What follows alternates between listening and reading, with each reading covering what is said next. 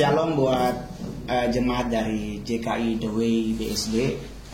Banyak hal dalam hidup kita terjadi dengan sendirinya tanpa pernah kita sadari itu terjadi. Banyak hal yang kita anggap akan terjadi, tetapi Tuhan ternyata mengizinkan itu tidak terjadi. Dan banyak hal dalam hidup kita yang kita merasa itu nggak mungkin terjadi, tetapi Tuhan bisa buat itu jadi terjadi. Itu contohnya di saya sendiri. Saya tidak pernah bercita-cita, tidak pernah terbesit, tidak pernah memikirkan bahwa saya bisa jadi seorang artis. Karena saya menyadari saya lahir di daerah yang sangat jauh dari kemewahan, kemodernan. Saya lahirnya di sebuah desa yang sangat jauh. Bahkan TV aja cuma ada satu, belum ada listrik. Kita kalau nonton TV masih pakai aki. Jadi tidak pernah terbesit. Tetapi Tuhan buat itu menjadi indah. Jadi buat teman-teman semuanya, salah satu hal yang harus kita ingat baik-baik adalah kalau Tuhan sudah berkehendak, tidak ada satu manusia yang bisa merubah. Dan bicara tentang kehendak hidup, kita bicara tentang pengendalian diri kita. Itu namanya self-driving. Jadi tergantung dari kita. Saya juga bisa memilih mau jadi apa. Saya bisa hidup dalam dosa. Bisa saya artis. Mau nyari perempuan seperti apa mau nggak dapet. Mau hedonisme seperti apa yang saya nggak bisa. Mau pesta pora seperti apa yang saya nggak bisa. Mau kemewahan apa yang saya nggak bisa. Bisa. Orang saya sekali manggung 70 juta cuma 15 menit. Kalau seandainya hitunglah 40 juta harga DKI Jakarta, selama 10 hari udah menghasilkan 400 juta. Bagaimana kalau dalam 1 bulan saya berpenghasilan, kalau punya show 15 kali, ya kan? Udah 600 juta. Setahun kalau 600 juta kali 12 berapa? Bisa dong menggunakan barang-barang branded yang membuat orang lain sampai terkesima. Bisa, tetapi kan choice-nya ada di kita. Saya punya pengalaman beli mobil mahal. Seperti apa? Ferrari, Mongol pernah beli. Tapi di saat Mongol beli, Mongol baru menyadari bahwa Mongol nggak tahu bawa mobil. Kalau Mongol beli Ferrari terus Mongol pakai sopir, ternyata sopirnya lebih ganteng dari Mongol, pasti orang akan berpikir bahwa Mongol numpang. Jadi mengendalikan diri ada di kita. Nah coba kita baca dulu sama-sama Roma 12 ayatnya yang kedua.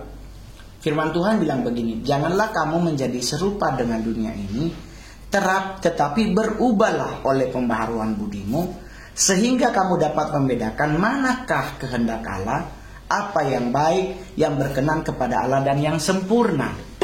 Jadi kita disuruh memilih untuk hidup. Jadi kita nggak bisa, oke, gue harus jadi artis, oke, gue harus jadi profesor. Kita harus choice, milih. Lu nggak mungkin dua-duanya diambil di saat yang bersamaan.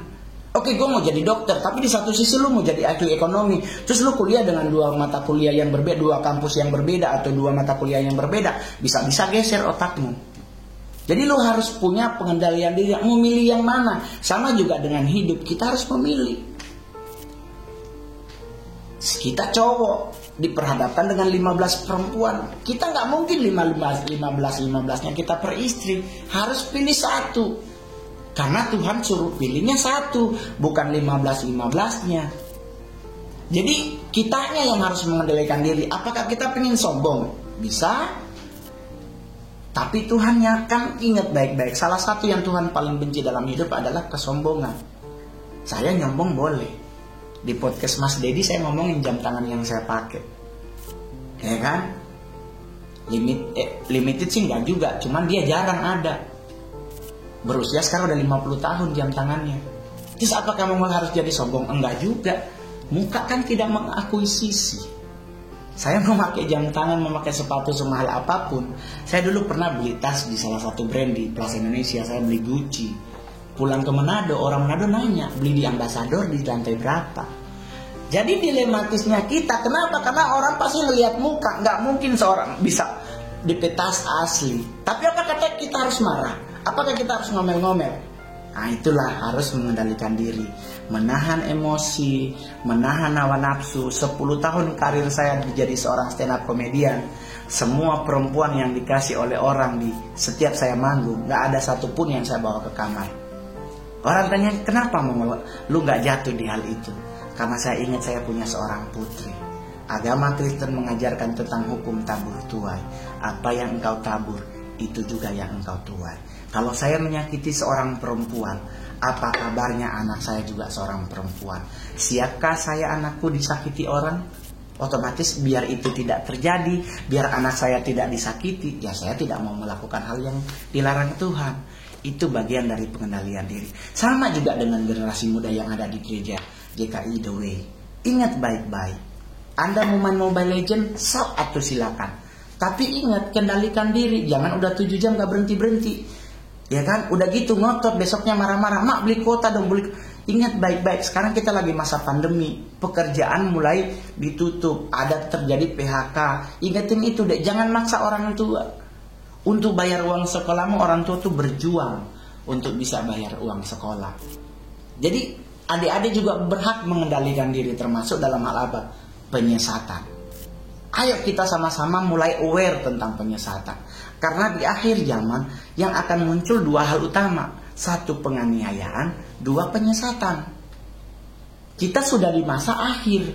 Otomatis 2 ini akan makin luar biasa berkembang. Tetapi bagaimana kita gereja harus berdiri. Dan kenapa kita, dan saya boleh jujur, kadang-kadang juga gereja tidak terlalu aware, tidak terlalu care dengan hal penyesatan. Ingat baik-baik, penyesatan terjadi bukan karena manusia. Alkitab yang bilang. Coba kita sama-sama buka. Biar enak, jangan sampai, masa sih penyesatan ada Kak Mongol? Kita cari ini kalimat ini, ada nggak penyesatan di Alkitab? Biar lebih enak, atau biar tidak ada bahwa oh ini begini, oh begini, oh begini. Jadi kita baca sama-sama Lukas 17 ayatnya yang pertama. Yesus berkata kepada murid-muridnya, tidak mungkin tidak akan ada penyesatan, tetapi celakalah orang yang mengadakannya. Ingat loh, Yesus yang ngomong kepada murid-muridnya bahwa penyesatan itu ada. Bukan Paulus yang ngomong, atau bukan Timotius yang ngomong. Yesus yang ngomong langsung kepada murid-muridnya bahwa penyesatan itu ada. Tetapi di bawah selanjutnya dibilang celakalah orang yang mengadakannya. Dan mayoritas orang yang membentuk penyesatan, hidupnya mereka celaka. Tetapi apakah dengan mereka celaka penyesatan tidak? Tetap harus ada dulu penyesatan, itu harus ada. Baru ada punishment-nya, hidup mereka akan jadi celaka. Jadi bagaimana caranya? Ya kita yang harus punya pengendalian diri. Jangan sembarang terima orang undang ibadah. Jangan sembarang terima orang mau ajak sharing. Jangan sembarang terima orang ayo kita berdoa. Atau jangan sembarang terima orang di rumah datang bertamu terus bilang bahwa Tuhan mengingatkan dalam mimpi. Dan jangan, itu bisa aja penipuan, bisa tukang hipnotis. Karena biar bagaimanapun di mana engkau bergereja, bertumbuhlah di gereja. Jangan sembarang terima orang, oh karena kelihatan kayaknya pakai jas begini-begini, oh kayaknya dia hamba Tuhan. Nah, jangan, harus punya roh pengendalian diri dalam diri. Harus peka terhadap apapun. Jangan percaya orang-orang yang mengatasnamakan Tuhan. Tanyakan kepada mereka, siapakah juru selamatmu? Atau langsung tanya, saya selalu bilang langsung tanya, menurut Anda Yesus Kristus itu siapa? Kalau jawabnya berbelit-belit, oh dia itu adalah seorang rasul, seorang nabi. Enggak. Kekristenan mengingat adalah Yesus Kristus adalah juru selamat kita. Ya toh? Tuhan juru selamat dan raja dalam hidup kita. Kalau dia menurut kitab Yohanes enggak usah. Langsung to the point, berarti dia terlalu banyak bertele-tele. Berarti orang yang terlalu banyak menghafal Alkitab adalah orang yang mungkin kategori Farisi, tahu ayatnya doang tapi nggak bisa melakukannya. Jadi buat teman-teman semuanya, buat jemaat yang terkasih dalam Tuhan, ayolah sama-sama bangkit, milikilah pengendalian diri dalam hidup. Ya kan? Pingin belanja ini, pingin belanja itu, kendalikan coy. Kendalikan, karena biar bagaimanapun kalau kita tidak mengendalikan diri, takutnya tiap hari leasing datang ke rumah. Tiap hari ditelepon oleh kartu kredit. Tiap hari dikejar-kejar oleh orang. Akhirnya kita dipermalukan melalui media sosial. Akhirnya orang-orang terdekat yang gak ada hubungan dengan kita dikirimi oleh orang-orang pinjaman online. Jadi miliki pengendalian diri. Sama juga dengan anak-anak muda yang belum punya pasangan. Jangan terlalu ribet sama pasangan. Kalau Anda belum punya pasangan, bukan berarti Anda orang yang gagal. Berarti Tuhan punya maksud bahwa untuk memiliki seorang pasangan dibutuhkan orang yang dewasa. Kedewasaan itu muncul dari proses hidup. Jadi tidak serta-merta orangnya, oh berarti umur 20 pasti dewasa, belum tentu. Tapi di saat kita kedewasaan akan muncul karena proses hidup yang kita lewati, itu akan menjadikan kita sebagai, dibilang tuh orang-orang yang keren.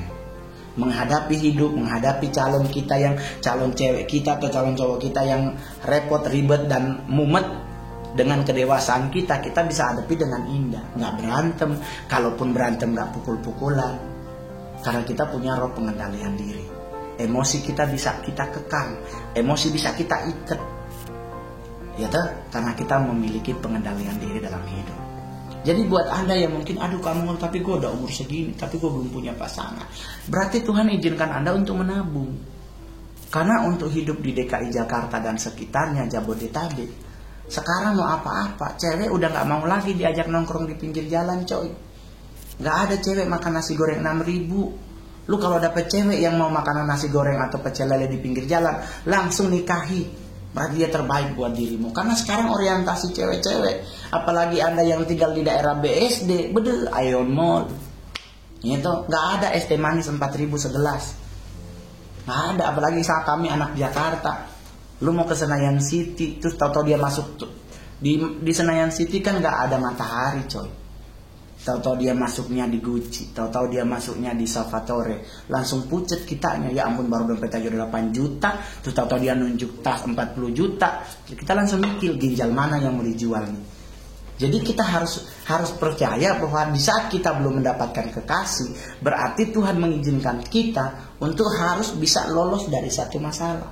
Harus belajar nabung, gitu. Berarti harus kerja biar bisa punya duit.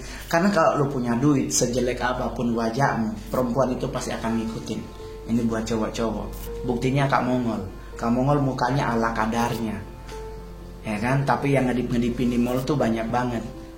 Apalagi dengan kemarin bocornya kasus jam tangan Kak Mongol, DM-an di Instagramnya Kak Mongol, semuanya permintaan bantuan. Saya di PHK, anak saya mau tebus STT ijazah, anak saya mau sekolah, ini segini, ini mau jual jaket suami, sekalipun mungkin second tapi masih baru. Semuanya permintaan sumbangan. Nah, tapi bagaimana? Apakah Kak Mongol harus marah-marah? Ya enggak juga. Kak Mongol hanya memberi semangat, tetap percaya pasti Tuhan tolong. Karena Kak Mongol harus belajar mengendalikan emosi, mengendalikan hawa nafsu, mengendalikan mulut. Oleh sebab itu orang tanya, Kak Mongol kalau stand up gimana dong? Ya mau bagaimana? Itu pekerjaan Kak Mongol. Kak Mongol bukan seorang PNS yang duduk kantor. Saya seorang stand up komedian yang pekerjaannya ngomong. Jadi di saat Anda diperhadapkan dengan penyesatan, gak usah khawatir, gak usah takut, gak usah stres. Tuhan sudah kasih, firman Tuhan gak pernah salah dalam hidup kita. Bagaimana Anda menikmati hidup selain memiliki pengendalian diri? Yang kedua yang Anda harus miliki adalah pikiran yang jernih. Pikiran yang boleh dibilang pikiran yang indah. Kenapa? Karena kita boleh baca, saya ngomong di podcast Mas Dedi, kenapa saya hidupnya santai? Karena saya gak berpikir. Karena Roma 12 ayat 3 yang bilang, janganlah pernah memikirkan hal-hal yang lebih tinggi daripada yang patut kamu pikirkan. Jadi kenapa kita harus mikir? Semuanya udah Tuhan sediakan. Yang Tuhan suruh kita kelola, Tuhan suruh kita kerja. Ngapain kita mikirin hal-hal yang gak penting? Ngapain kita harus mikirin, oh gak boleh makan brokoli kalau dicampur sama wortel, gak boleh makan ini, gak boleh makan nasi putih karena karbohidrat tinggi, harus ganti dengan nasi merah, padahal lebih enak nasi kuning. Iya dong. Nasi putih karbohidrat tinggi, boleh. Nasi merah karbohidrat rendah, seratnya tinggi. Tapi kan lebih enak nasi kuning karena udah ada ayam sepotong, ada perkedel, ada orek, ada telur dadarnya, kadang telur bulat. Jadi sebenarnya nggak usah ribet, ya kan? Nggak usah mikir yang ribet-ribet. Oh jangan makan babi karena babi mengandung cacing-kremi, dimasak dengan 1000 Fahrenheit nggak mati. Nggak usah mikir ke situ. Nenek saya makan babi dari umur berapa sampai mati umur 103. Karena buat kita yang orang Kristen, lu mau makan babi nggak mau makan babi, urusan masing-masing. Tapi buat Anda yang makan babi, ya tetaplah percaya bahwa dengan makan babi membuktikan bahwa Anda orang hebat. Kenapa babi dibuktikan sebagai orang hebat? Karena Yesus mengusir setan di dirasa, setannya masuk kemana? Ke babi. Berarti babi ada apa? Ada setan. Dengan Anda makan bakut, Anda makan babi kecap, Anda makan saksang, berarti Anda orang hebat. Kenapa? Jangankan setan, emaknya setan aja kita makan. Ya, dan jadi nggak usah mumet, nggak usah ribet terlalu banyak mikir, nggak usah ini itu, nggak usah. Nah, orang nanya, jadi mikir yang seperti apa yang kamu lakukan? Filipi 4 ayat 8. Kamu bacain buat teman-teman semua, biar lebih enak. Jadi biar tidak terkesan bahwa berarti kamu nggak mikir-mikir dong. Enggak, kamu juga mikir, tapi yang dipikirkan yang apa? Kamu bacain buat teman-teman semuanya, saudara-saudara semuanya. Filipi 4 ayat 8. Jadi akhirnya saudara-saudara, semua yang benar, semua yang mulia, semua yang adil, semua yang suci, semua yang manis, semua yang sedap didengar, semua yang disebut kebajikan dan patut dipuji, pikirkanlah semuanya. Jadi kita cuma disuruh mikir yang seperti ini, yang mulia, yang manis, yang suci, sedap didengar. Kita disuruh mikir yang benar-benar, yang seperti enak. Jangan dibuat mumet, jangan dibuat ribet. Dengan kita mumet berarti kita tidak memiliki pengendalian diri dalam hidup kita. Iya kan? Dengan kondisi COVID seperti ini, sekarang ibadah menggunakan online. Ya nggak usah mumet mikirnya, jangan nyalahin pemerintah. Masa kita mau beribadah kok dilarang? Yang pemerintah melakukan pelarangan itu kan demi kita, bukan demi pemerintah, demi kita. Karena virus yang ada bukan virus cetek. Kalau seandainya Anda tidak percaya dengan virus tersebut, itu kan urusannya, ranahnya masing-masing. Tetapi kalau saya percaya virusnya ada, karena saya juga mantan yang pernah terpapar dengan virus tersebut. Saya tahu sakitnya seperti apa. Ya, jadi buat teman-teman, milikilah pengendalian diri dalam diri Anda. Anda bisa mengendalikan emosi Anda. Kalaupun Anda mungkin kebobolan emosi hari itu, ingatlah firman Tuhan Efesus 4 ayat 26. Janganlah menyimpan amarahmu sampai matahari terbenam. Jadi di saat Anda mungkin nggak bisa mengendalikan emosi, ya nggak apa-apa, ya kan? Solusinya, siapa yang Anda marahi sebelum matahari terbenam, lakukan perdamaian, datengin orangnya. Sorry ya, mungkin tadi gue ada terlalu lebay, terlalu kasar, mungkin terlalu gimana, mohon maaf banget. Sebelum matahari terbenam, karena kalau Anda menyimpan amarah sampai matahari terbenam tidak selesai, itu menjadi dosa dalam hidup kita. So, hidup ini ribet. Tuhan datang itu gak membuat mumet. Kristus lahir dalam hidup kita tidak membuat kita mumet. Memiliki Kristus dalam hidup kita sebagai juru selamat kita, setidaknya membuat hidup kita jaminannya pasti. Jadi jangan pernah jual Tuhanmu hanya demi sebuah mobil baby Benz. Jangan jual imanmu hanya demi seorang cowok yang gantengnya seperti mungkin pangeran Arab. Gitu? Tapi miliklah Kristus, karena dengan Anda memiliki Kristus, melewati hidup menjadi lebih indah. Fase demi fase, proses demi proses, mematangkan hidupmu menjadi pribadi yang dewasa, Anda melewati hidup dengan indah.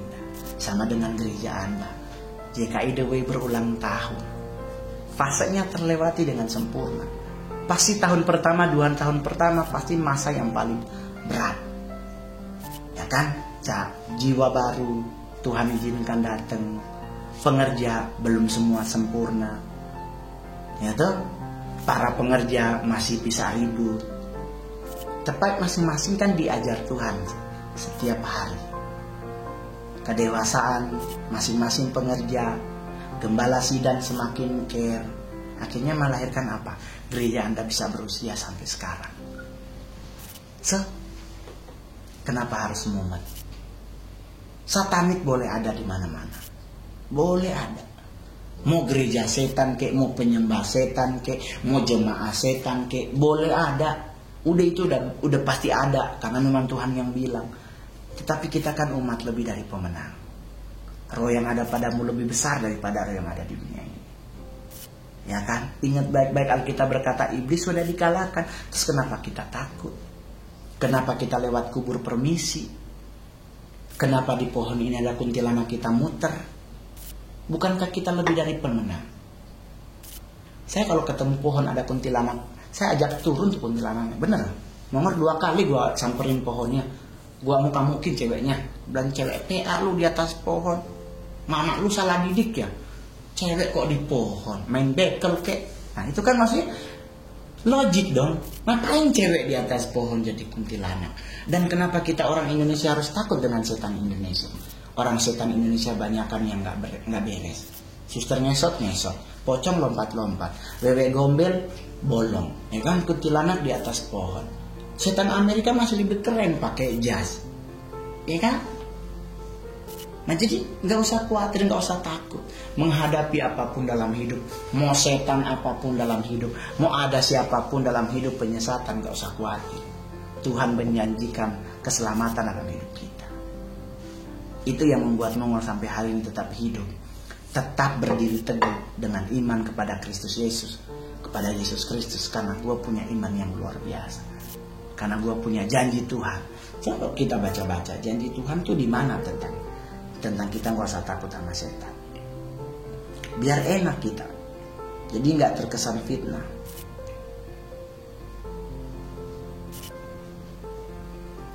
Kita buka 1 Yohanes 5 ayat 18. Ini buat Anda yang kerja, Anda yang punya usaha, Anda yang perjalanannya jauh, Anda yang mungkin harus kemana. Setiap kali mau keluar dari rumah, perkatakan ayat ini. Melangkah, kalau orang di agama Islam kan setiap kali melangkah ucap bismillah, ya toh? Nah kita orang Kristen pakai ayat ini 1 Yohanes 5 ayat 18. Kita tahu bahwa setiap orang yang lahir dari Allah tidak berbuat dosa, tetapi dia yang lahir dari Allah melindunginya, dan si jahat tidak dapat menjamahnya. So, kenapa takut? Ya kan? Tuhan yang janji. Si jahat tidak dapat menjamahnya. Bahasa Inggrisnya, evil cannot touch you. Jadi santai tuh coy. Melangkahlah dengan pasti. Kenapa? Karena kita punya Allah Immanuel yang selalu menyertai langkah kaki kita. Kan di kitab Mazmur, gada dan tongkatmu itulah yang melindungi aku. Masalah boleh ada. Kita menghadapi masalah boleh jatuh, tapi kan tidak sampai terjerembab. Karena tangan Tuhan pasti akan menolong. Melewati hidup dengan terseok-seok, tapi selama itu melangkah, nggak ada masalah. Itu tidak dipandang hina oleh Tuhan. Berarti Anda tetap punya usaha untuk berhasil. Orang bilang, tapi kan hidup ini seperti roda, Mongol. Kadang kita di atas, kadang di bawah. Iya benar. Tapi selama rodanya tetap berputar, kita pasti akan kembali. Kecuali rodanya berhenti, lu pasti akan tetap di bawah. Tetapi kalau roda tersebut hidup tetap berputar, kan pasti di bawah akan kembali ke atas pasti akan ke bawah. Itulah namanya konsistensi hidup. Konsisten terhadap hidup. Jadi secara pribadi saya mengucapkan selamat ulang tahun buat gereja GKI BSD, buat para pemimpin gereja, para pastor, para pelayan Tuhan, jemaat yang ada. Ayolah kita bekerja sama, bahu-membahu, membangun gereja ini menjadi gereja yang luar biasa di hadapan Tuhan. Menjadi gereja yang punya jemaat menjadi dewasa dalam Tuhan. Menghadapi masalah boleh ada, tapi selama kita punya pengendalian diri, bisa membuat kita menjadi umat lebih dari pemenang. Karena biar bagaimanapun pengendalian diri itu penting dalam hidup kita. Mengendalikan emosi, hawa nafsu, semuanya. Di saat kita bisa mengendalikan, kita jadi pemenang coy. Otomatis kalau seorang pemenang pasti akan mendapatkan reward. Tapi kamu, saya lagi menghadapi ujian hidup nih lumayan, aduh berat banget kamu. Ingat baik-baik, yang namanya ujian tidak mungkin tiap hari. Ulangan aja 3 bulan sekali. ujian cuman ada pas kenaikan kelas untuk kelulusan. Otomatis nggak mungkin Anda tiap hari menghadapi ujian, kecuali ujianmu tidak selesai Anda bawa setiap hari. Oleh sebab itu, apa yang harus Anda lakukan di saat Anda punya ujian? Diam di kaki Tuhan. Baca Mazmur 103. Di saat engkau diam di kaki Tuhan, di saat engkau menyenangkan hati Tuhan, Tuhan akan meluputkan engkau dari liang maut. Tuhan akan membuang dosamu dari timur, dari barat. Tuhan akan mengangkat engkau menjadi kepala di saat engkau duduk diam. Jadi masalah boleh ada, tetapi Tuhan adalah sumber dari segala sumber untuk menolong hidup kita. Amin. Jadi gak usah khawatir, percayalah, Anda sudah tidak salah pilih gereja. Anda yang mungkin cuma datang-datang 3 minggu sekali ke gereja di sini, GKI The Way, jadilah jemaat di gereja ini. Karena di saat Anda memilih pilihan untuk berbakti di satu gereja, Anda menjadi jemaat, Anda akan bertumbuh iman Anda. Dan di saat iman Anda bertumbuh menjadi iman yang sempurna, kitab Roma berkata, iman yang sempurna mengalahkan dunia. Santai itu. Oke, buat jemaat terkasih dalam Tuhan, bicara tentang penyesatan itu ada banyak. Tapi kalau untuk penyesatan yang Mongol ikuti dulu adalah penyesatan yang memang spesifikasinya adalah penyesatan khusus anak muda. Jadi jemaat kita, jemaat yang dulu Mongol ikuti hanya diisi oleh generasi muda. Orang tanya, kenapa ya Kak Mongol kok di komunitas Kak Mongol hanya menerima anak muda? Karena memang di Satanik juga mengerti bahwa sebagaimana Tuhan bilang di Alkitab, di kitab Hosea 2, di kitab Hosea dan Kisah Para Rasul, bahwa di akhir zaman yang akan Tuhan bangkitkan itu adalah para teruna-teruna muda. Jadi di akhir zaman teruna-teruna muda akan menjadi panah api Tuhan untuk melayani anak-anak muda di seluruh dunia. Jadi pelayanan akan mulai terbuka dengan anak muda menjadi salah satu titik sentral dalam pelayanan tersebut. Jadi Satanik sebisa mungkin menarik generasi muda untuk bergabung dengan mereka biar nubuatan tersebut tidak terjadi. Jadi buat generasi muda yang ada di gereja GKI The Way, kamu cuma mau ngingetin, kalau gereja Anda ada kegiatan ibadah kaum muda, atau ada kegiatan ibadah dewasa muda, atau apapun bentuknya, teenager apalah bentuknya, ingat baik-baik, ikut gabung beribadah. Jadi jangan, kamu males gue mendingan mau pergi nonton. Anda lebih memilih nonton daripada ibadah kaum muda, Mongol rasa sangat keterlaluan. Justru sisihkanlah waktumu dalam 1 bulan 4 minggu untuk datang ke ibadah kaum muda. Ya kan? Sisihkan waktu loh. Ibadah kaum muda emang sampai jam 10 malam kan? Tidak. Ibadah jam 7 sampai jam 8, jam 8, 9, 10 masih bisa ke mall. Apalagi sekarang dengan kondisi pandemi, ibadah hanya melalui Zoom. Kan lebih enak lagi. Ibadah lewat Zoom itu ibadah yang paling enak. Nggak ada perintah jemaat dipersilakan berdiri. Jadi kita cuma pakai kemeja atas, bawa boxer, aman terkendali. Jadi generasi muda harus ingat baik-baik, Anda adalah sasaran penyesatan di dunia ini.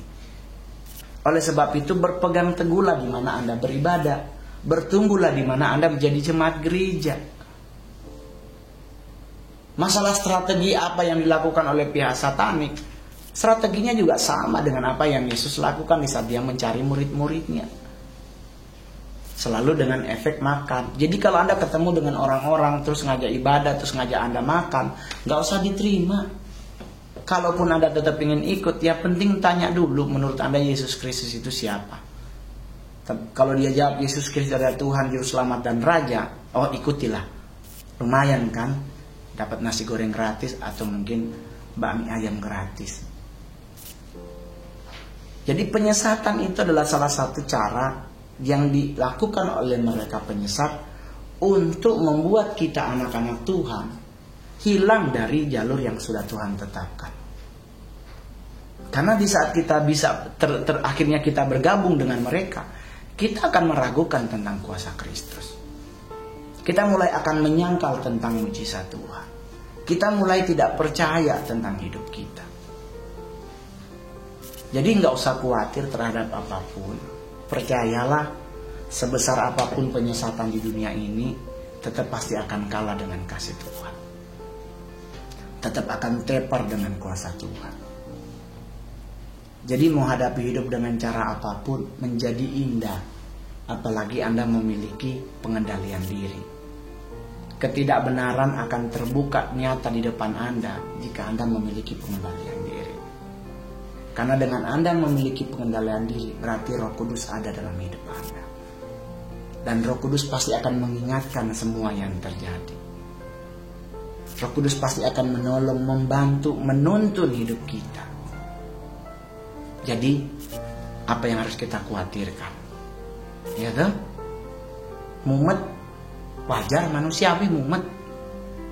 Sama dengan Kak Mongol. Orang kan suka nanya dengan Mongol, Mongol, apa sih yang membuat lu menghadapi hidup dengan indah? Enak banget kayaknya. Ya karena saya memang gak pernah berpikir hal-hal yang gak penting. Ngapain sih berpikir yang gak penting? Kamu nggak boleh ini loh, kamu nggak boleh begini, kamu jangan begini. Ya ampun. Di satu sisi saya adalah seorang seniman. Saya harus bisa mengkompromikan hidup. Yang Tuhan larang itu kompromi dengan dosa. Tetapi kompromi dengan hidup itu dibutuhkan dalam hidup ini. Jujur. Jadi kalau Anda bilang, oh nggak boleh kompromi, cuy, lu nggak boleh kompromi, terus gimana dong? Yang dilarang Tuhan tuh kompromi dengan dosa. Tetapi kompromi dengan hidupmu itu penting. Apalagi dengan kamu seorang seniman. Saya harus main film dan ternyata saya harus jadi bencong. Anda kalau nonton komik 8 saya jadi Sailor Moon sama Wonder Woman. Anda kalau nonton Bidadari Pulau Hantu, saya pakai celana yang pendek banget terus tulisan di belakangnya, colek dong. Kalau saya nggak bisa kompromi dengan hal tersebut, ya saya nggak mungkin jadi artis. Itu yang saya bilang, itu yang Mongol bilang. Di saat saya jadi bencong, gereja marah. Mongol kan kamu anak Tuhan, kenapa jadi bencong? Tapi kan percuma Anda marah kalau perpuluhannya tetap diambil. Nggak fair dong artinya. Karena perpuluhan itu dapatnya dari bencong tadi. Dan yang kedua, saya jadi bencong kan cuma 2 minggu, bos. Buat jemaat yang terkasih, saya syuting film cuma 2 minggu. Kalau syuting film sampai 3 bulan, otomatis biaya produksinya akan lebih tinggi. Nah selama 2 minggu itu kita jadi Sailor Moon, jadi Wonder Woman, tapi mendapatkan 150 juta, kenapa tidak? Yang penting kan urusan Mongol dengan Tuhan untuk berdamai, untuk minta ampun atas mungkin karakter yang tidak berkenan. Kalau gereja tidak mau, ya jangan diambil perpuluhannya. Saya ada beberapa film karakternya harus merokok. Saya harus pakai cerutu. Nah disinilah saya harus kompromi. Saya bilang sama pihak sutradara dan penulis, boleh nggak hilangin karakter rokoknya, tetapi honornya nggak apa-apa, potong setengah. Itu bagian dari konsekuensi yang harus Mongol terima. Kenapa bencong diterima kok ngerokok enggak? Karena kalau merokok otomatis orang tahu kalau Kak Mongol dulu perokok. Tapi kalau bencong kita kelihatan. Anda nonton komik 8 saya kaku jadi bencongnya karena saya bukan bencong. Tapi kalau saya ngerokok, takutnya setelah selesai syuting 2 minggu saya jadi seorang perokok. Jadi ada pengendalian diri, ada choice yang harus Anda pilih. Iya toh? Sekarang komik 8 akan lanjut. Apakah Mongol akan jadi yang pacarnya si Batman, si Joker, atau saya jadi Catwoman? Saya nggak tahu. Selama honornya sesuai, kedip-kedip aja jadi. Jadi menghadapi hidup dalam hal penyesatan dan hidup saya melakukan yang namanya kompromi. Saya harus menyenangkan banyak orang, sedangkan saya sendiri lagi punya masalah. Kalau saya nggak bisa kompromi dengan diri saya nggak akan manggung, nggak akan bikin orang tertawa. Dan kalau nggak berhasil bikin orang tertawa, berarti kan saya gagal jadi seorang stand up comedian. Itu yang harus diingat. Jadi kompromilah dengan dirimu, dengan hidupmu, bukan dengan dosa. Kalau dosa, tetap katakan dosa. Jangan, ya kamu kemarin gua salah tidur sama cewek. Itu gatel. Anda udah tahu enggak? Tapi terpaksa tidur. Ya terpaksa. Kamu saya milih dari 2011 saya jadi stand up comedian lewat Metro TV sampai 2021 saya hadir di sini. Nggak ada satu cewek yang saya bawa ke kamar. Kenapa? Karena saya memilih. Karena orang yang memilih, orang yang mengerti hidup pasti punya roh pengendalian diri. Jadi jemaat yang terkasih hari ini, ingat baik-baik, milikilah roh pengendalian diri. Dengan cara yang bagaimana? Gampang. Anda setiap minggu beribadah, Anda setiap minggu dengar firman Tuhan, Anda di rumah punya hubungan baik dengan Tuhan, setiap pagi masih bisa doa pagi, malam masih bisa mengucap syukur buat kebaikan Tuhan. Pasti Tuhan akan ajarkan setiap hari, day by day. Tuhan loh yang ajarin, Roh Kudus yang akan mengingatkan. Ya kan? Apa yang harus Anda rubah? Oh, kalau saya dulu punya rasa, kalau Mongol dulu punya rasa yang nggak pede sama sekali. Saya memilih saya menjadi seseorang yang sangat tertutup dengan siapapun. Saya kemana-mana sendirian. Kalau orang psikolog bilang saya make a wall, saya membangun tembok, orang lain jangan masuk. Orang tanya, kenapa Kak Mongol kok sukanya sendiri? Kenapa menjadi tertutup? Karena saya malu dengan hidup saya. Saya dari Manado ke Jakarta niatnya mau sekolah pendeta. Sampai di Jakarta sponsornya lari.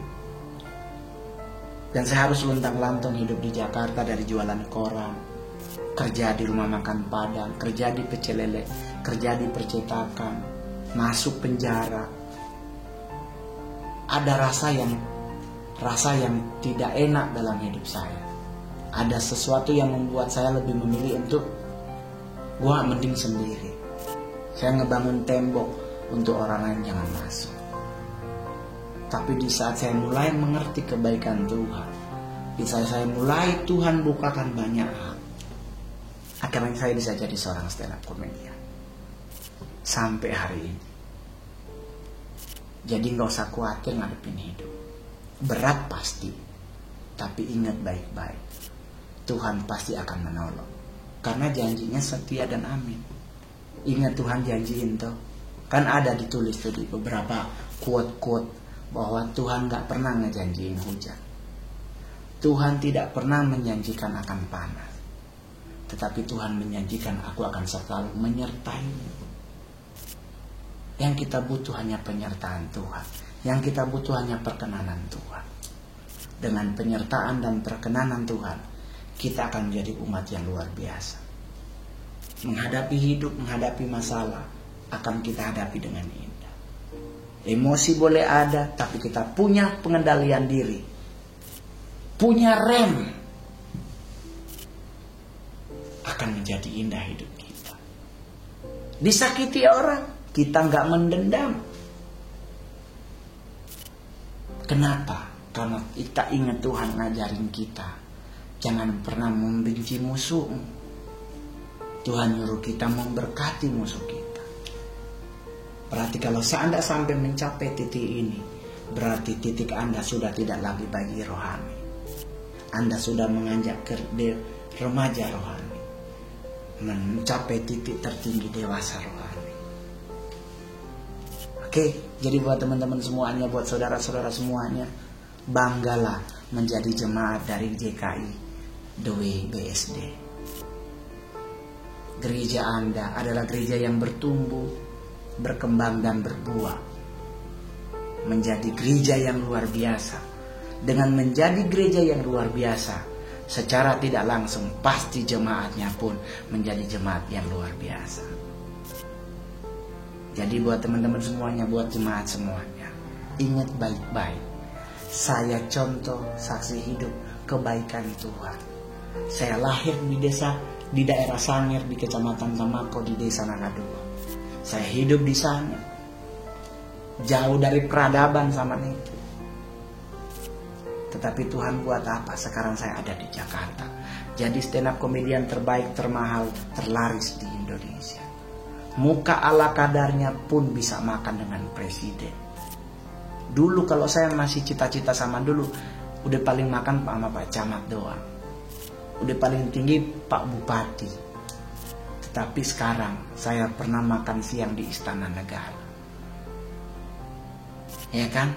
Karena sesuatu yang gak pernah kita pikirkan, Tuhan pasti akan sediakan dalam hidup kita. So, milikilah pengendalian diri. Gak usah takut menghadapi hidup. Dan yang paling penting adalah gak usah terlalu ribet dengan pikiran Anda. Tuhan Yesus memberkati. Saya Mongol Stress Stand Up Comedy Indonesia. Shalom. Thank you.